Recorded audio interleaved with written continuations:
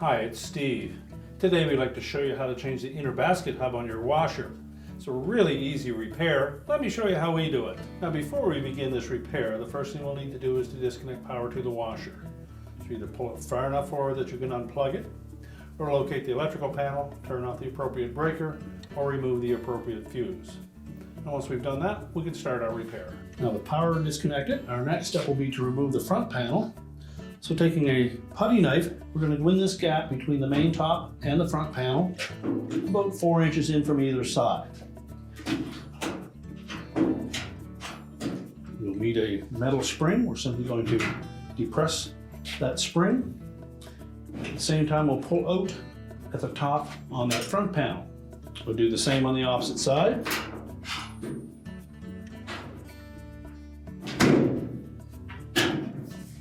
Just tilt the front panel forward and lift it off of the 2 hooks that are attached to the base of the washer.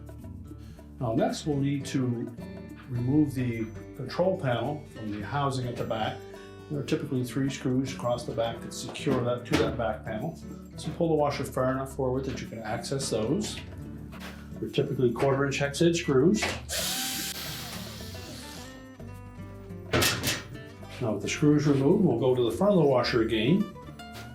So then we're just going to grasp the top of that control panel, just tilt it up a bit, and there are 3 plastic hooks on the bottom of that console that engage 3 slots in the main top.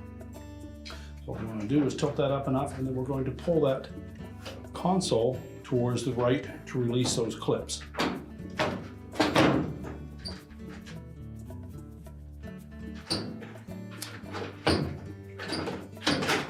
Then just tuck those in behind the back of that main top. If your model uses a mechanical lid switch, there'll be a harness located just below the timer here that you can disconnect that lid switch. If your model has the magnetic switch, which would be indicated by a magnet attached to the lid, you'll next want to release that switch from the main top. If you reach in underneath, you'll find a plastic tab right at the very back of that housing. Simply push that tab forward, lift up on the rear of that switch housing, and pull it up out of the main top.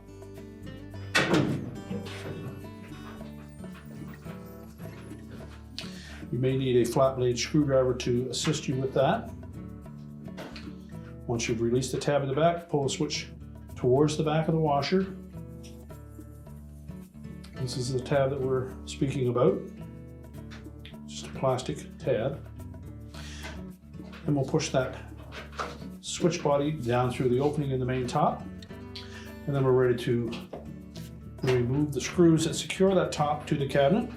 There's 2 1/4 inch hex head screws at the front.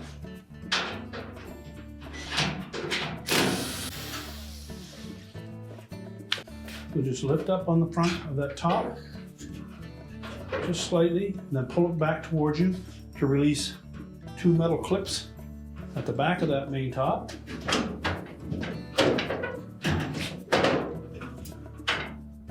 And then you can lift that whole assembly off the washer and set it aside. Now we'll take that control panel now, and we're going to tilt it up over the back of the washer. We'll need to remove this shield so that we can next get out our tub cover. You can begin by removing the air dome tube from the water level control. And that will give you a little more leeway with that control panel. And we'll remove 4 1/4 inch hex head screws that secure that shield to the frame.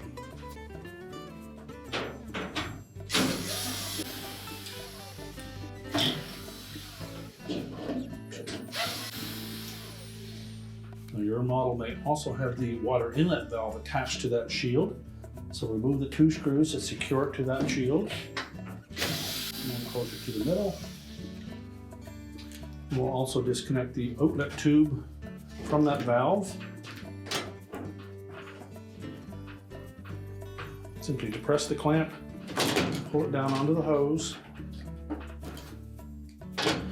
and then you need to break the bond between that hose and the outlet of the valve by twisting the hose. Or you can also take a flat blade screwdriver and move close to the body of the valve and just push the hose back.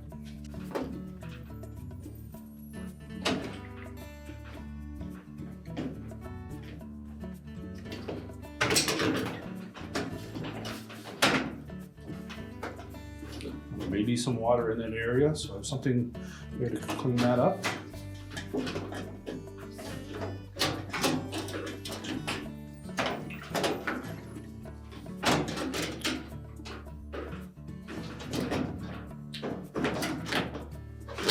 And then we'll tilt that shield out of the way.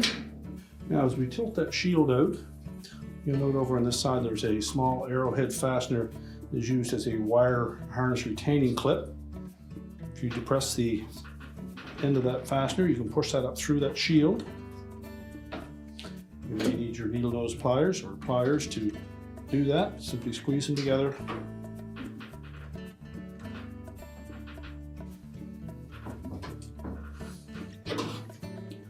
And then you can set that shield aside.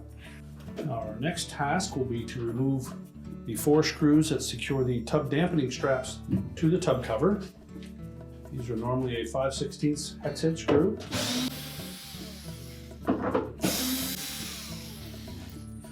Then lift off the tub straps. Next we'll remove the tub cover by unhooking these plastic tabs all the way around the circumference of the outer tub. Simply pull them away from the tub while lifting up on the tub cover at the same time.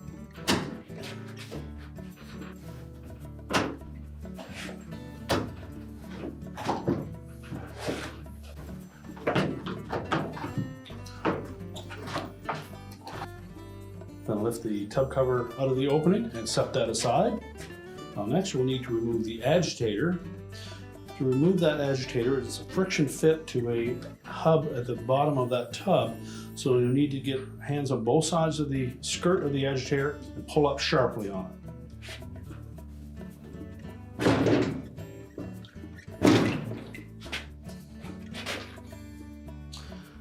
These plastic fingers at the bottom of the agitator will grip onto the hub located in the bottom of the tub.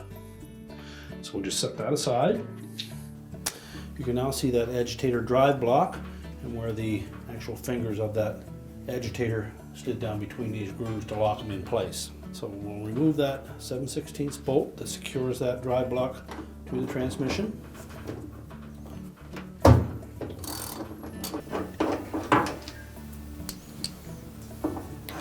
And then lift that off. The side of that drive block is splined to match the shaft coming out of the transmission assembly. So next we're going to remove this tub nut as a left-hand thread. You'll either need a large adjustable wrench or a specific spanner wrench for this model washer.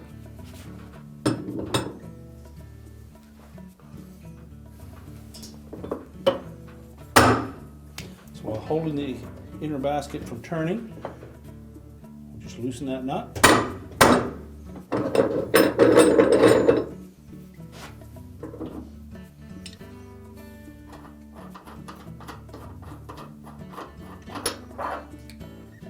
Thread that, and now we're just going to lift that inner basket right off of that shaft. Now we removed the inner basket, placed it upside down. We can then access these 8 number 25 torque screws that secure that hub to the inner basket.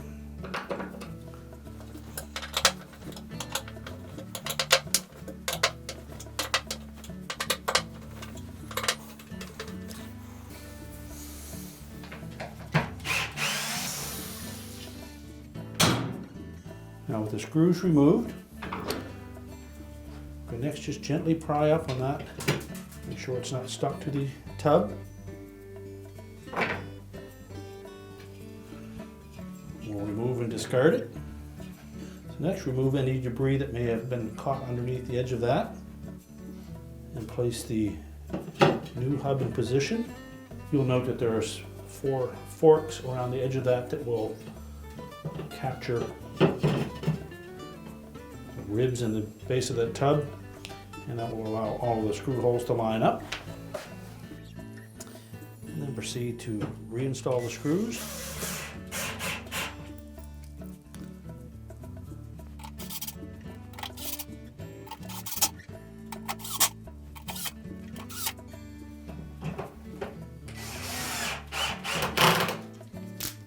Then we'll tighten those all securely. Just use caution that we don't strip the inner basket. So don't over tighten them, but make sure they are all nice and snug.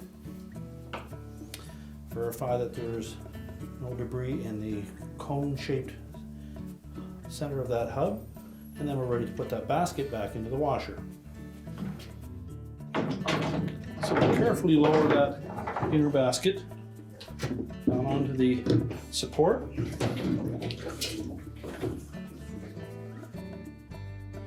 And next we'll put that cone-shaped tub nut back in position. Make sure the surface of that is not marred in any way.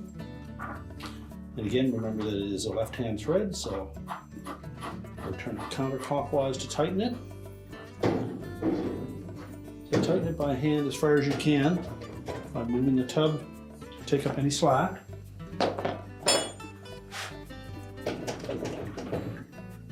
And then we'll use our wrench to tighten it securely.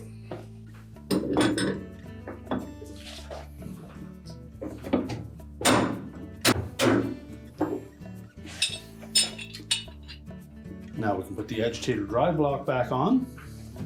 Simply rotate it until the splines line up. Install that shoulder bolt.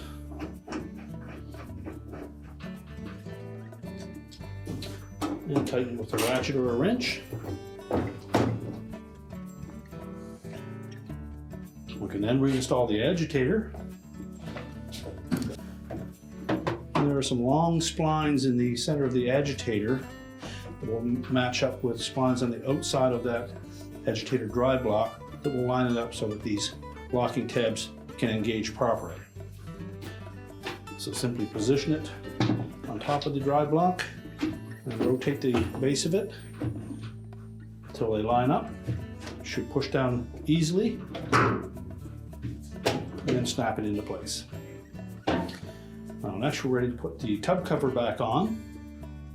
Now when reinstalling that tub cover, you need to make sure that we line it up properly so that if your model has a bleach dispenser, that it lines up with the lid, as well as the 4 mounting points for the tub straps have to line up. So on the bottom edge of this tub cover, there are 3 locating tabs, 1 short one and 2 long ones. We're going to line up that short one. In the left front corner, you'll see there's a square block on the outer edge of that outer tub. There's another one on the right hand side that would line up with this one. And there's one in the right rear that will line up with that one. You may need to pull the tub slightly forward to tuck it in underneath the cabinet at the back.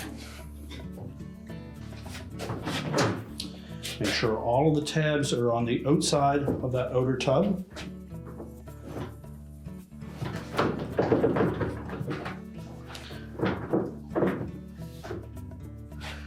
And rotate it until we have them all lined up. The inner portion of that tub cover will go down inside of the tub, and the clips will go on the outside.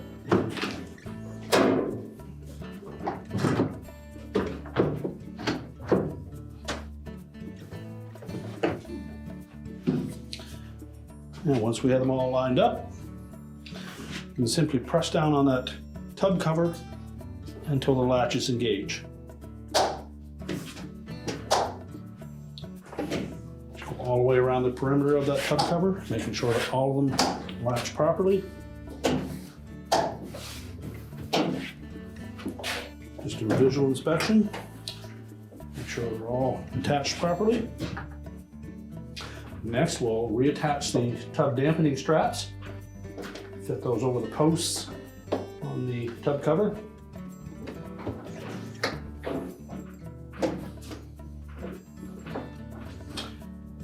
And then install the retaining screws. careful not to over tighten these screws as they are going into plastic. We don't want to strip them. Now we're ready to put the shield back in place. So we'll begin by attaching that hose to the outlet of the valve. Make sure it's pressed on firmly. Once we have the shield in position, we'll readjust the clamp.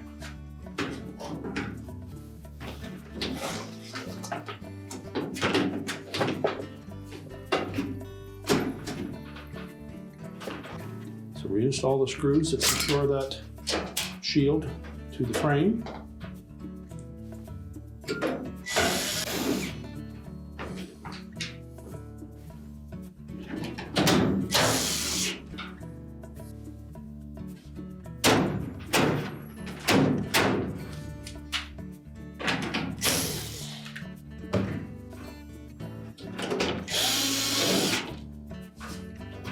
Once that's secure, we can then reattach the inlet fill valve to that shield.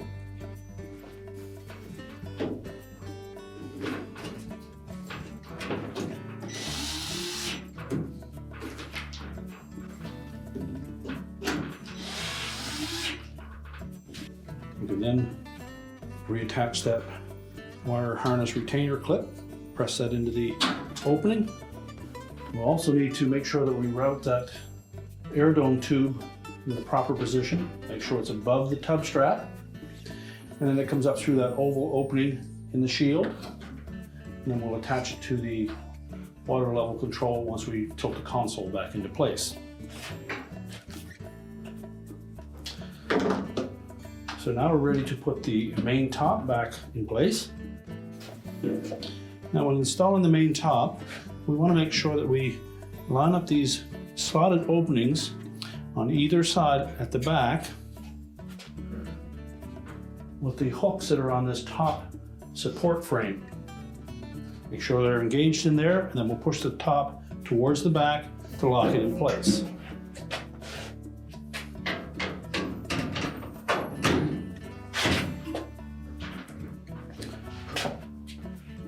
Sitting down in position, push it back, and verify that it's locked in place.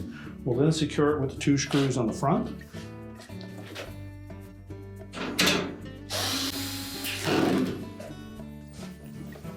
Next, we'll raise that lid. And if you have the magnetic style of lid switch, we'll need to push that up through that opening.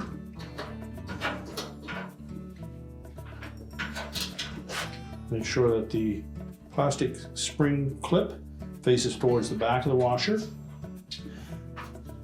Slide the little notched hook on the front in first, and then simply press it down into place. Now next we're going to tilt that console back into position.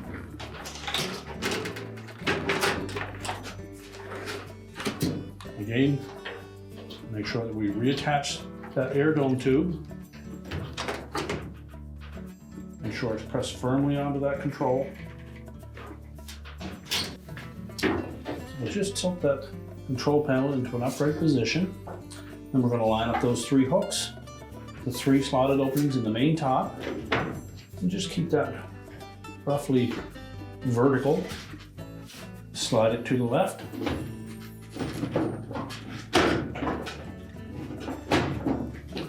Make sure it's centered on both sides, and the back panel should tuck in behind.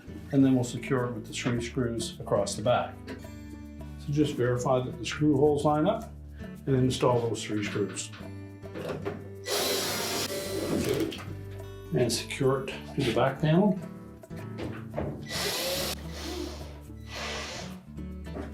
And now we're ready to put the front panel back on. So when reinstalling that front panel, we want to make sure that the slotted holes on the bottom of that front panel sit on the supports attached to the base. And also when we tilt that panel into position, we want to line up these plastic locating pins with corresponding holes on the front of that front panel, and as well as this metal locating pin needs to engage the clip on the edge of that cabinet.